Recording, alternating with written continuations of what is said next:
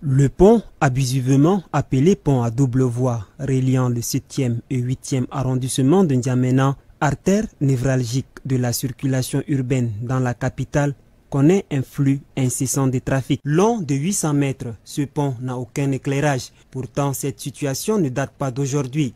De tous les lampadaires qui jalonnent ce pont, aucun ne s'allume.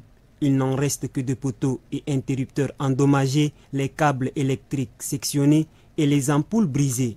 Aucun des dispositifs d'éclairage ne fonctionne, plongeant ainsi le pont dans une obscurité totale à la nuit tombée. Cette absence d'éclairage nocturne représente un danger considérable pour les usagers du pont, qu'ils soient en voiture ou à moto. Un pont non éclairé et de surcroît à l'entrée d'une ville représente beaucoup de dangers, car en absence d'un éclairage, les phares d'un véhicule venant dans un sens opposé éblouissent les conducteurs et réduisent la visibilité de celui qui est au volant. Il est vrai que l'éclair public est presque inexistant depuis quelques années sans qu'on ne sache trop pourquoi. Les responsables de l'éclairage public justifient sans doute cette défaillance par une baisse des productions de l'électricité alors qu'une solution alternative existe. De nos jours, l'éclairage des voies publiques dans les villes se fait grâce au système solaire et l'exemple ne manque pas à N'Djamena. L'obligation des résultats doit être une exigence opposable à tous les responsables exerçant des hautes fonctions publiques. Le manque ou l'insuffisance de l'éclairage public a causé beaucoup d'accidents, parfois mortels, alors qu'on peut faire mieux en optant pour un éclairage totalement autonome